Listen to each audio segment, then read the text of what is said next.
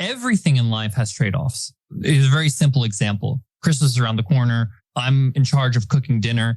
I have the option to bake my own pumpkin pie, and it's going to come out amazing, and it's going to taste great, and it's going to be homemade, and it's going to be impressive, and everyone's going to love it. Or I can buy it from a bakery, right? And it's probably going to cost me a little bit more, but it's going to save me time and things like everything has trade-offs, from the decision of making pumpkin pie to the decision to, I'm going to make this, a 9-figure business, and I'm going to have, a team of 100 people. That's a choice, and that's great. But that has a trade-off. You can't have it all. And that's the lie that a lot of people believe, that you can have it all. Like, no.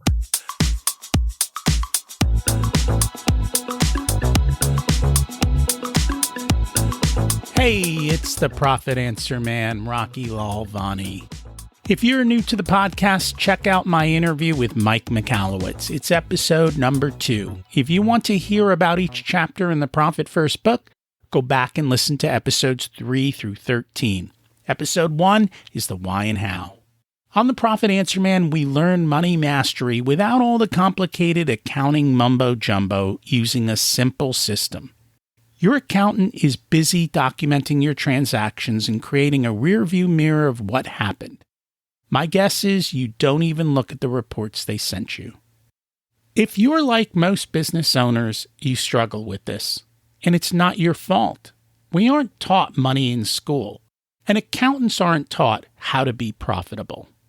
The Profit First system created by Mike Michalowicz works, and he certified me to help you implement the system in your business.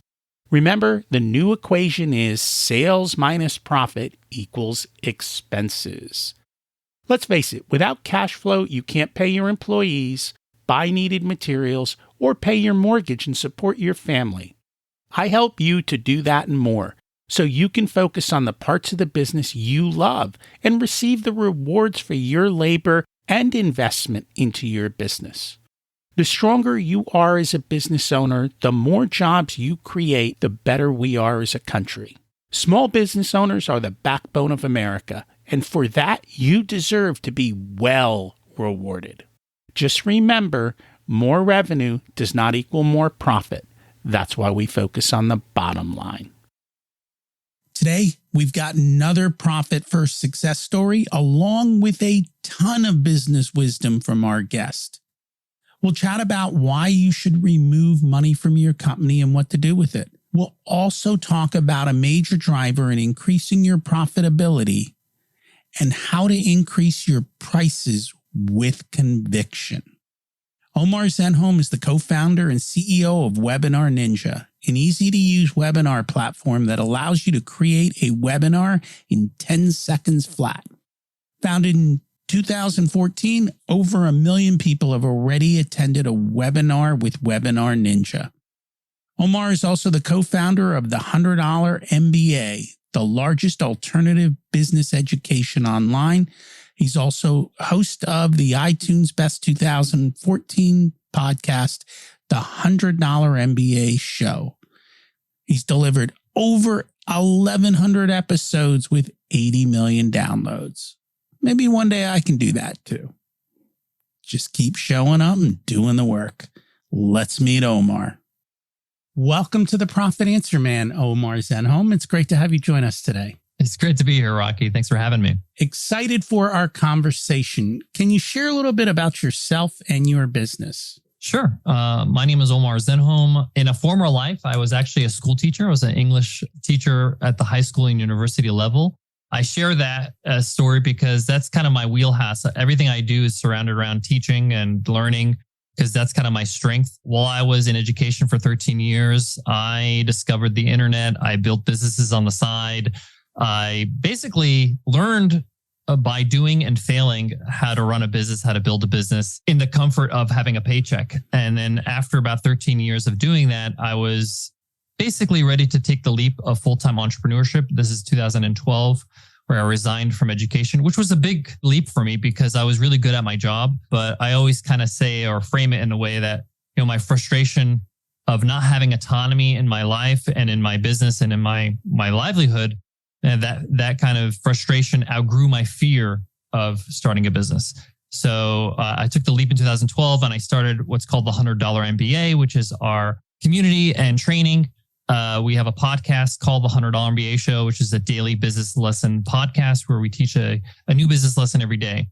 In 2014, I started my own software company with my business partner and partner in life, Nicole. It's called Webinar Ninja. It's a live teaching platform for those who want to use their expertise and experience to be able to grow their business. And we've been running that since 2014. It's been an incredible journey. Over 2 million people have attended a webinar on Webinar Ninja. So it's been a great tool for me to get better every day as an entrepreneur. A lot of the lessons I teach on the show are like the struggles I went through 6 months ago. So that's a little bit about me and what I do. And that's the thing. Building a business is always going to have struggles, and it's learning from those struggles. And honestly, I tell people, you can learn from your mistakes or you can learn from somebody else's. It's much easier to learn from somebody else's. And that's what I prefer to do. So yeah. And one of my favorite quotes is actually from Sylvester Stallone. And he says that everybody has problems in their life. You know, even rich people have problems, but choose the problems you want to have. You know, choose high quality problems. Like, my business is growing too fast. I need to hire. That's a problem, but it's a good problem to have, you know? So, you know, everybody's going to have problems. So be mindful of the problems that you attract in your life. It's true. You know, it's funny because I was just listening to something with him. He's still upset that I think he gave away all the rights to the movie. He didn't give them away, but he sold them and he has no control over it. That one decision. And they're coming up with the spin-off films and the Creed films and things like that, which is interesting because that's a great example of somebody who built their whole career off this character that he created, Rocky, which is like an incredible, you know, intellectual property. And obviously he sold the rights, as you mentioned. But I wonder if he's questioned that decision because it's really what shaped his career. I think he questions the fact that he sold it and he can't get it back. Yeah. Yeah, it's tough, but he had a good run. He had a very high, he still has a lot of money, so it's not a big deal, but it's still that pang. It's a legacy. Yeah. It's a legacy. Yeah. And I think that's one of the things. A lot of times we make a decision in business, especially at the early stages, that we come back to regret much later. Yeah, totally. I can honestly say I've made a few of those decisions where I made a decision for the short term, not realizing how this would impact me and my business and just my life in general in the long term. Yeah. And we talked a little bit before the show about, you know, the idea of, you know, changing the way you look at your business and figuring out, okay, what am I creating? Because whatever you create today is what you're going to have to live tomorrow. Like, what kind of business is going to require my time, my attention? You know, all the stress that you're going through business, all the problems you're dealing with are probably things that you've created, right? At some point, like you've put them in a place where they can actually manifest. So you have to think about, if you don't want these problems, you got to change your business. You got to change what you're doing. You got to change how you function, which is not easy because that means you have to change as a person. You have to skill up. You have to change your habits, which is easier said than done. And that's something we're going through right now. We're planning out the next few years and we're deciding, what do we want this business to look like in the future? I mean, clearly the way the business model was originally built, I am the limiting factor, my time.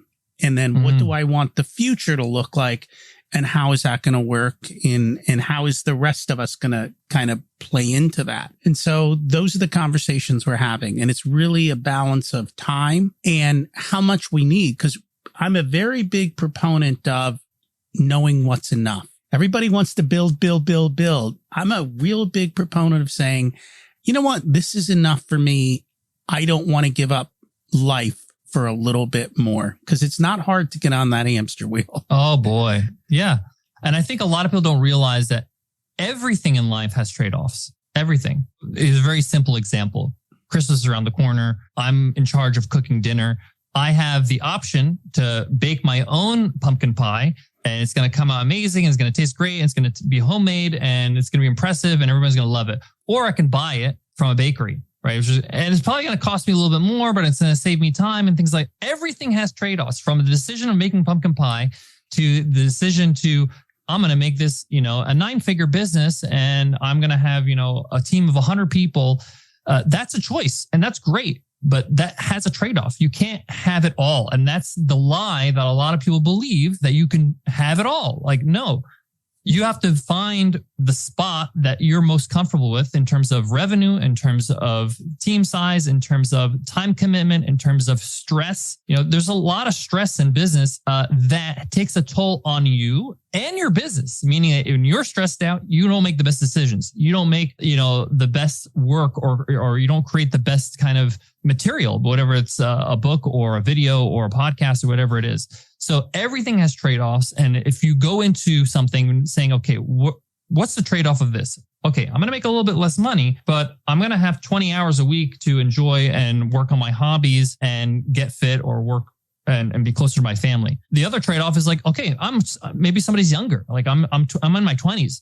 I don't really have a lot of family, or maybe I don't have those responsibilities. So I will go for the money right now. And that's fine. Everybody has their decision, but we have to deal with reality. Not all of us are dealing with unlimited time. We all have a limited time in terms of the day, but also in terms of our life. And that's for a lot of my clients. We talk about, how do we get you out of the business in the sense of, not that you're not going to be in it, but how do we get you out of the day-to-day fire and give you the time? Because if you're going to spend all this time building a business, you ought to enjoy it. You want to enjoy your life. If you can't leave for a week of vacation or 2 weeks of vacation or shut down or be with your family, then we've got a problem. So that is a big part of what we talk about, is how to get the business owner kind of to step back and do that. One of the biggest stresses in all businesses, I think, is cash flow.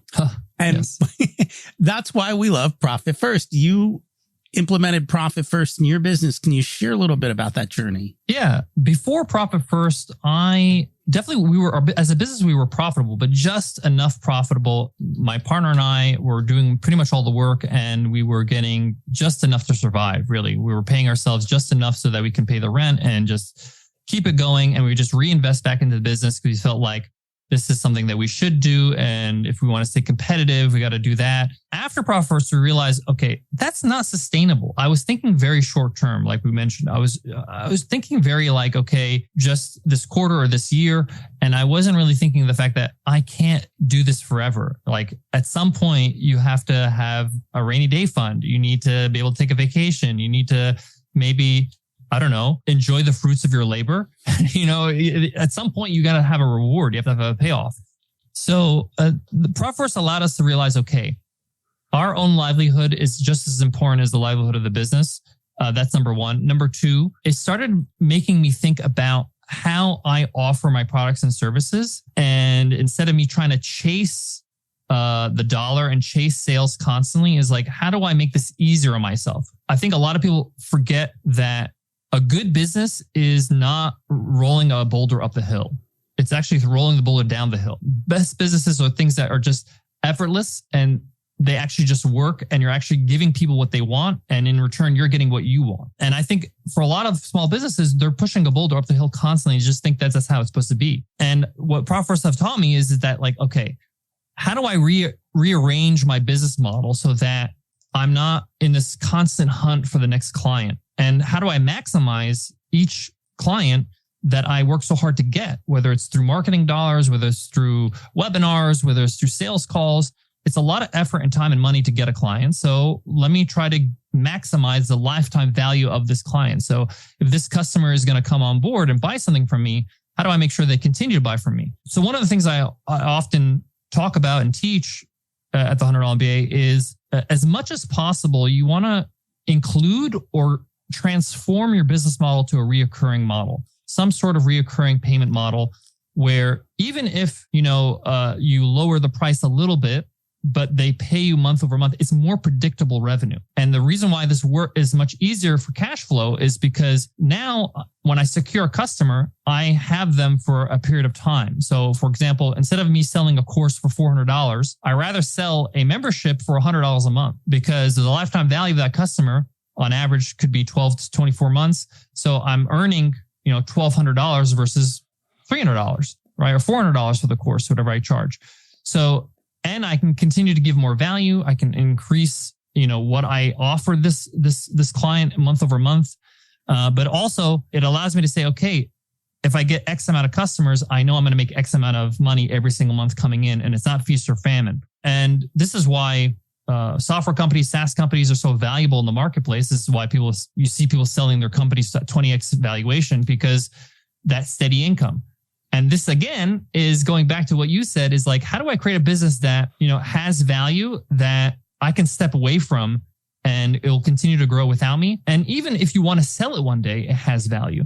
And this is something that kind of got me thinking, okay, if this is the case, then how do I build IP? How do I build procedures? How do I get the right people in place so that way I don't have to do everything? I can just give them a manual and they can go ahead and do it. And if one day I decide to just retire and not do anything anymore, I can sell this company and say, hey, here's all my manuals. You can just implement what we do every day. You've basically built the foundation, which I think that is a step many business owners fail to do. They're like, I'll get to that when, and when never comes, because you get on the hamster wheel and you never have the time to actually go out and build it. And what I find is that once businesses scale up into the 7 figures, the business starts to get away from the owner, because now other people are starting to make decisions.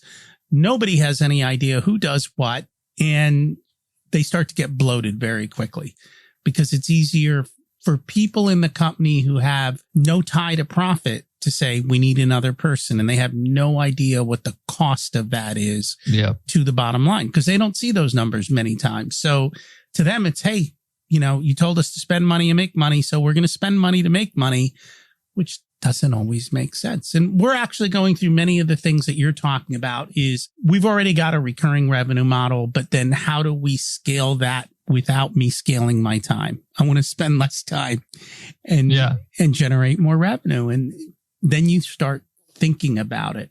One of the things that we chatted about with Profit First before I hit record was your ability to take money out of the company as an owner and versus plowing it back in. Because that's the number one thing I hear, especially young companies. Well, we have to keep reinvesting every dollar. Right. And what I find with Profit First is it gives you the permission to take money out of the company. That's one. And it also allows you to start thinking about your business as an investor rather than as just a self-employed, person. Somebody who's just like running a clinic or something like that, where it's like this. The harder I work, the more money I make. It allows you to zoom out and say, okay, if I'm an investor in this company, what would I do? One of the questions I like to ask people that are struggling with their business is that if you were to buy your own company today, like you don't own your company, you're going to go buy your company. What are the things that you would do first to change the business? What are the moves you'd make? You're like, well, I'd fire this person. I would hire this person. I would cut these costs. It's like, then you have to do that. That's what you have to do. And it's easier to do it as a third person in the equation and see yourself as an investor and say like, well, I'm not getting a return on investment here. Personally, like I'm not getting a return on investment. The other thing we have to realize, if anything has taught us anything in the last few years with COVID and the recession and everything happening right now, is that your job as an entrepreneur is to be financially independent and to be successful. That is success. How you do that is all optional. It's all different paths. It's not just your business, meaning that you can make your wealth without just your business, meaning like I can take my business and use it as a catalyst to make money and to make profit. And then I can take that profit and then I can invest in other things that can make me money. That doesn't require my time, like real estate, or maybe I want to invest in another company, or maybe I want to, buy some stock or put it in the S&P 500, whatever it is. But the point is that like now you're putting your cash somewhere else. You're diversifying. You're understanding that the way things are right now is not how it's always going to be with your business. Like you might be like, oh, my business is the best investment in the world.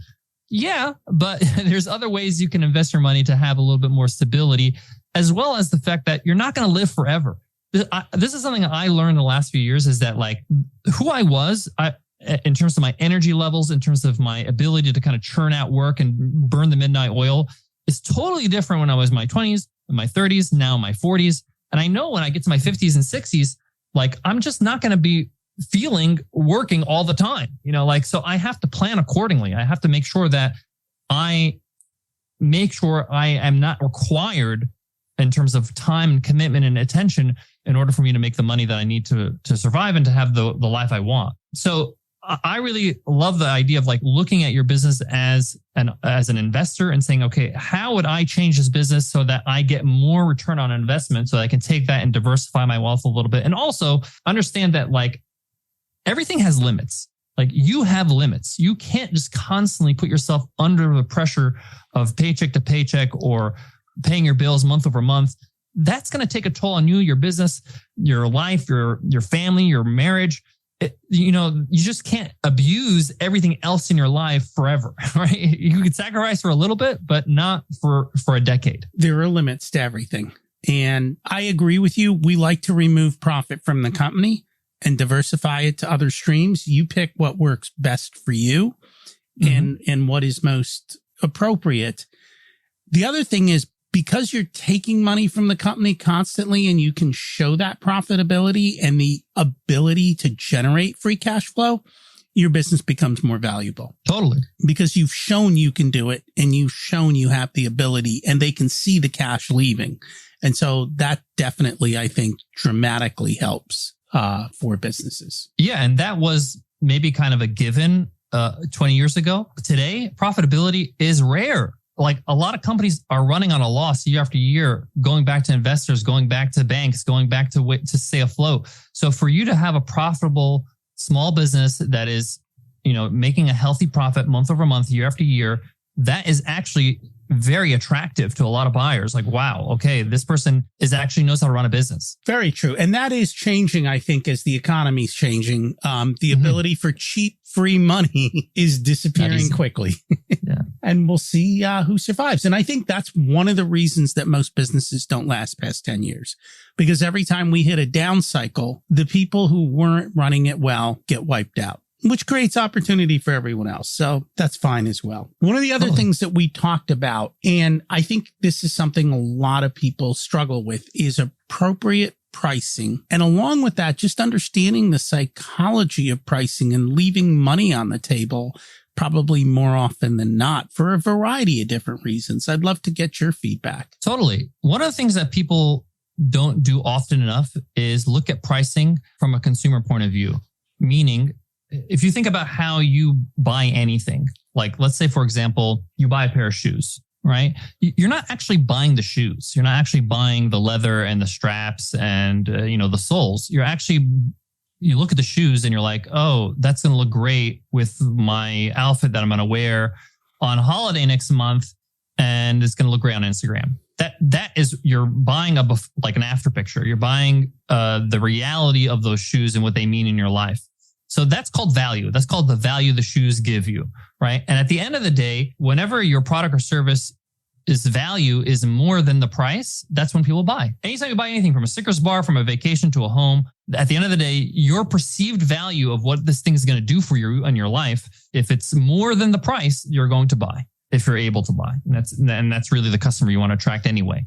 So now if we go back to our business, the only reason why you are afraid to raise prices, or maybe you're hesitant, is probably because you're not conveying enough value. All you got to do is increase the value of your product, or even sometimes your product is really valuable, but you're not communicating that value on your website, on your calls, on your webinars, on your whatever. You're not really showing them how valuable your product is. And you just need to express the value more so that the price is really pales in comparison.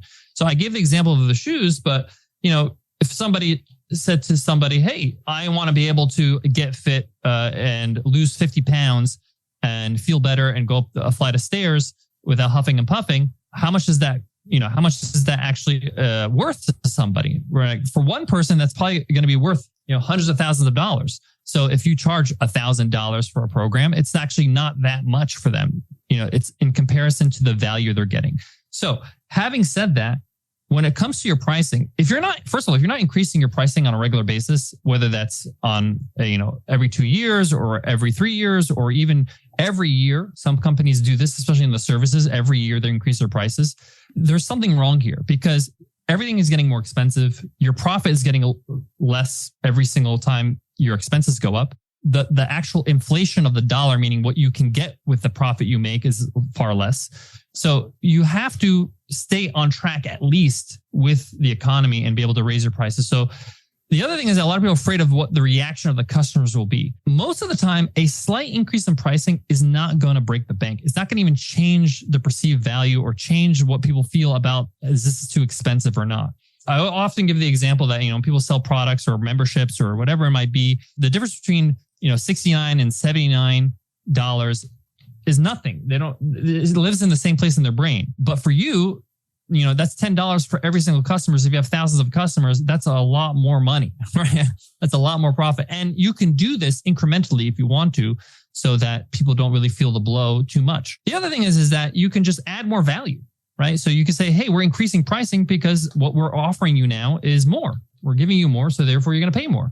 And that is, and you could do that in a low cost way, meaning that you're adding value without spending too much on your side. The other thing I want to mention when it comes to pricing is I have a buddy of mine that does, like, his promotions are very brilliant because his promotions are not sales. He doesn't discount his products. So on Black Friday, what he does is says, hey, all my products and services after Black Friday, the price goes up. So right now it's the cheapest you're ever going to get it, right?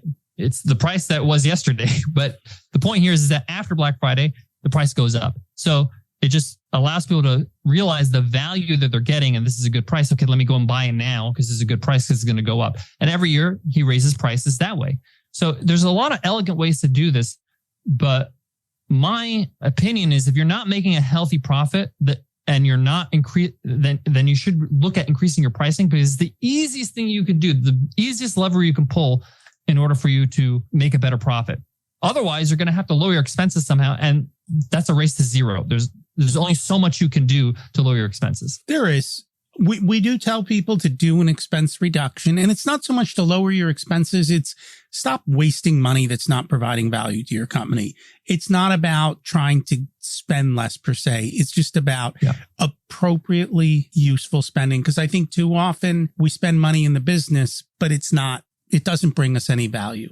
But beyond that, it's a lot easier to increase profits. And as you said, race to the bottom, race to the top, you can much more scale price increases, and increase number of sales gives you tremendous growth opportunities that you can't find on the way down. You can only find going the other direction. Totally. So you also have a podcast, the $100 MBA Show. Correct. What lessons have you learned through that podcast? The number one lesson of that podcast and doing that podcast, doing over 2,200 episodes over the last 8 years, is if you want to be great at something, it just takes consistency. If you want to get successful at anything, you just need to go at it every day, regardless of the results. Meaning, you might start a blog, you might start a YouTube channel, you might start something, and you might be publishing videos after video, week after week, month after month, even year after year, and you're not seeing a lot of traction, a lot of views, a lot of subscribers. You're like, what's going on here? That is what consistency means. It means to do it regardless of what you're seeing as results. Obviously, you want to make some tweaks and some changes along the way to kind of improve your results. But the point here is that what I found in the last 8 years is that it's not the fact that a lot of people think, oh, I started to get better. I started to get traction. People started to listen to my podcast or watch my videos after like episode, 100. Okay, after 100, I think it's because I put out so many videos and the algorithm. No, that's not what happened. What happened is you've done this 100 times and therefore you've gotten better, right? What happened is that you have so many reps that the quality of the content has gotten better over the time. And therefore you are attracting more of a listenership or viewership or newer customers or whatever it is. And people don't realize it takes a lot of reps to get good at something. And it's actually a blessing in disguise that you don't get a lot of traffic and you don't get a lot of attention when you're not that great, because it's a little bit cringeworthy in the beginning. If I listen to my first 100 episodes, I can't even listen to them. They're so bad. But the point is that you have to start somewhere, and you have to actually start getting in the reps and getting better and better and better. And then what happens is that if you stay consistent long enough, is that you just start to outlast people. So if I look at all the podcasts that started back in 2014 when I started the podcast, all the podcasts that launched at the same time, I would say about 80% of them don't publish anymore. Like they're not my competition anymore. I just stayed longer, and therefore I am able to gain their listenership. People need new podcasts, and okay, this show doesn't publish anymore, then they come to me. So sometimes just staying consistent and just understanding that this takes time will allow you to be able to really reach new audiences, grow, and just outlast people, outwork people. That's why I say when people ask me, hey, I'd like to start a podcast, what's your advice? Like my first advice is that like commit to 2 years. Commit to 2 years of just consistently recording whatever it might be, a weekly show or a biweekly. For me, I was lucky enough to have a lot of reps because we have a daily show. It's 5 days a week. So I'm constantly getting better. Every time I go to the mic, every time I record an episode, my mission is to make this episode better than the last, because somebody is going to listen to this episode for the first time, listen to my show and make a judgment. They're going to judge you and be like, hey, is this show worth subscribing to, worth listening to again? So I got to make sure I bring in my A game every single time and get better and better so that when new subscribers listen to the show, they're sold and they're like, yes, I want to listen to the show consistently. So that's the biggest takeaway, is that like consistency wins at the end. It does. And I think too often, especially new business owners, think that they're going to get running and successful in 90 days or 6 months. And I tell most business owners, it's 3 years to really start to build a business. And that's when you start to see traction and things going. And the reality is most people are an overnight success with 10 years of hard work that nobody noticed. And that's the part we don't want to talk about always. It is that long slog of learning and improving and doing the reps and sets. And then eventually you become successful. And there are ways to do it faster, learning from others' mistakes, taking lessons and constantly improving and going a little bit faster. So it's up to you. And I always say that this phenomenon of like being like an overnight success, or like, I'm going to be an amazing entrepreneur and successful like in a year, like that has never been true in any profession. Like if I wanted to be a successful surgeon, right, I'm going to have to invest 10 years of my life, right? Going into, go to college, get a med school, do my rotations, and then maybe after 10 years of investment, I can start, operating on people and maybe people actually want to, and even then they're like, well, you've only been a surgeon for a few years. I don't want you. I want somebody who's experienced, right? So the point is that any field, it takes a decade for you to just be competent to be able to actually make it happen. Whether you're an athlete, whether you're a musician, whether you're even an accountant, somebody who, I remember in teaching, I really, I went to university for this, my master's, I have all these certificates in training and assessment. But my first, I would say 5 to 6 years of teaching, in the classroom were a train wreck. I was, you're not prepared for what's in that classroom and classroom management and some fights that break out and people getting sick and people don't want to listen to what you're doing and all that kind of stuff. Like how do you have to build these skills and you got to build your grit and you got to, grow thick skin and all this kind of stuff. And that is in any profession. And then I think in year 7 is when I started like, I think I can do this. I think I'm actually pretty good at this. I think I got the hang of it. Right. And this is a profession where they provide everything for you. Like, for example, I went from a job where most people go for a job to entrepreneurship, where you walk into a building, they give you a schedule, they give you a desk, they give you a chair, they give you business cards. They tell you, go to this classroom at this time, teach out of this book. This is the assessment you're going to be giving. Everything is prescribed. You don't have to do anything. All you do is just go ahead and teach. And I can tell you, pretty much every job is like that. Even a sales job, a marketing job, a consulting job, where everything is provided for you. Now, when you start a business, you have to do the job and build the whole infrastructure, buy yourself a chair, buy yourself a phone, all that kind of stuff, build a system, make sure you have payroll, P&Ls, all that. Like you got to make sure you get paid, right? You don't have to worry about it in a job. You just get paid, right? So a lot of people don't realize that you not only have to be good at the craft of your business, but you have to be good at business itself. So that's why it takes a bit of time. And I think that was my biggest aha. I just assumed business owners were good at the business of business, understood their P&Ls and looked at their balance sheets and knew their numbers. And when I realized that wasn't the case, I was like, oh, this is where I can help people and this is where I can truly serve. And it's been a lot of fun doing that because that's what I love doing. Rocky, that's not easy, actually, to have that self-awareness, that you had that self-awareness. Like, wait a minute, actually, the thing I take for granted, I think is easy. A lot of people don't know how to do that. Like most people don't have that aha moment where they don't realize, what I think is normal is really hard or very abstract to other people. Mind you, it took me decades. That was not something you got there though. I got immediately. It literally took decades to make that connection and understanding that and figuring out then going from there to how do you explain it? I mean, I've been playing with spreadsheets for 40 years.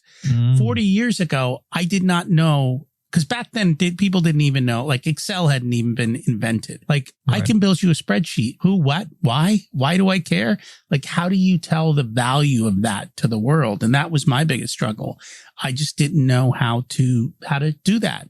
And eventually I learned. Now it's and that's one of the most valuable skills that you can cultivate as a business owner is communication skills. Because if you communicate your ideas clearly to people, you can pretty much do anything. You can sell, you can deliver your products and services, you can show the value like you're talking about. Your sales copy is going to be better. You're going to be better on interviews. You're going to be better if you speak on stages. You're going to be better on a webinar. You're going to be better in so many capacities because you have the ability to take an idea and say, let me break it down and show why this actually matters to you. And I believe that I was lucky enough to come from a world where I was trained to do that. So as a teacher, this is my superpower. This is what I bring to the table to my business. And I try to focus only on doing that because the other stuff I allow my team to do. But when it comes to teaching and explaining and breaking things down to our customers and to our own team, that's what I like to do because that's what I did as a teacher every single day, where I had somebody come into my classroom and this person has no idea how to do what I'm about to teach them. I have to make sure they know how to do it before a certain time because they're going to get tested on it and I'm going to be evaluated based on test scores. So like I had to figure out ways to like, okay, how do I relate this to a story? How do I put this in context that they understand? How do I break it into smaller chunks and not worry about them doing it all at once at one time? Let me just get them to milestones of getting to that skill. All that stuff is actually really hard. And I took a while to realize that this is something that most people don't know how to do. Most people don't know how to break down a complex idea and make it simple for people, whether it's in a workshop or a lesson, or a meeting, a conversation, a sales conversation. And I had that moment that you had is like, oh, okay, that's true. I've had 13 years of experience of doing this all the time that I just thought it was normal. And I think that's the one step most business owners miss is they don't understand they're in the training business. They are training their employees on how to do a particular role in the business and the outcomes they want. And more often than not, we don't build good systems to train and to teach and to measure our outcomes. We love to figure out within a business what are the outcomes that we need and how do we give everybody a number so that they know what they need to do and it's measurable. And we're very careful with the numbers we pick because people will perform to whatever you tell them to. Yeah. You pick the wrong performance and you will get the wrong performance. So be very, very careful in what you do with that. That's huge. It's huge. Any closing thoughts or parting wisdom for our listeners? I would say, we're recording this right before the holidays, we're about a week away from Christmas. I would say, I think a lot of us, we don't give ourselves time to think, to just think and just to maybe even journal and to give ourselves time to think about what we actually want. Forget about what you need or what you have to do or, I have these constraints in my business, the way things are set up. Just don't worry about that right now. Sometimes we just need time to think and just to say, okay, what do I want out of this thing? Why did I start this thing in the first place? And most people, when they go through this exercise, they realize I actually did this because I wanted to be free, because I wanted to have a freedom of time, freedom of, financial freedom. I wanted to have freedom of choice of what I want to work on and do things that I enjoy. And then you start to realize, okay, are these values aligned with what my business is right now? This is confronting for a lot of people because you're like, it gives them anxiety. Like, oh man, maybe I did the wrong thing. Maybe I made all the decisions. It's not the end of the world. Things can change. You can make things happen. You can make slow changes, but it's the first step of you just coming to terms with like, what do you actually want? What are you doing all this for? And I recently did this, and I have done it before, meaning like I have to remind myself to do this over and over because you often just go with the flow in your business and just kind of forget which direction you're moving in. The catalyst for me is I went to a funeral. A family friend of ours. She was 91. She passed away. Even though, she had a great life, it was just a reminder that, hey, it's not going to be here forever, right? Like the clock's going to stop at one point, right? So how do I want to live the rest of my life? How do I want to enjoy my business? How do I want to be able to reap the benefits of that business and maybe pass that on and to celebrate with my family, my friends. That is really something that should be a priority for you and not just success. Some people are like, I need to have a successful business. And what does that even mean? What does that mean for you? So I just wanted to kind of give everybody permission to take some time during the holidays or during the New Year's or on a weekend to just go out in nature, go to a park, go on your patio and just think for a moment. Give yourself an hour to think and journal and think about what you want out of your business. And then at least that'll be a catalyst for you to start saying, okay, how can I move in that direction? When we have new clients that come on board, if they want, one of the things that we do is we actually take them through that process over 2 to 3 months of determining what do you want out of your life and how do we design your business to support your life instead of the other way around. And I think that's the problem. Too often we get into what you talk about. We get into the drift. And if we are not crystal clear on what we want and where we're going, then we'll end up where life takes us. We may not like the destination. If people would like to learn more about you, your company, your podcast, what's the best way for them to do that? Yep. If you're listening to this podcast on a podcast app right now, go ahead and search the $100 MBA Show. We're a daily business podcast. Hit subscribe, listen to a few episodes, see if you like us. We basically help entrepreneurs with practical business lessons like how to fire an employee or, how to spend your marketing dollars and things like that. If you're interested in learning more about our software company and running webinars, you can go to webinarninja.com. That's where you can find a whole bunch of freebies and as well as get started with a free trial. So I really enjoyed this conversation, Rocky, and I wanted to thank you and thank everybody who's listening. Thank you so much for joining us today, and we'll make sure we put those links in the show notes. Do you have clarity on what you want in your business, in your life? In our Profit Blueprint course, we have lessons that ask you these very questions. We look at the parts of the business you love and what drains you. We figure out the value of your time and how to get tasks off your plate so you can enjoy life. As we said at the very beginning, you have to remove money from your business. This is an appropriate way to do so you don't starve yourself or your business. Profit First over time will help you achieve that balance. If you haven't started it yet, you know what? Just open one bank account, put 1% of your revenue in there and see how it goes. You won't miss $1 out of 100. And it's an easy way to get started. What other tips from today's episode and our guest can you implement to make your business more profitable? Because you don't need more resources. You need to be more resourceful. And as we said, you have to focus on the bottom line. If you'd like for us to be a part of your profitability journey, we have different programs available ranging from do-it-yourself to one-on-one coaching. Our course, The Profit Blueprint, teaches you everything you need to know to transform your profitability. There are 3 different tiers ranging from DIY to done with you so that businesses of all sizes can get the support that's best. Join the waitlist in the show notes to get more information and be a part of the next cohort.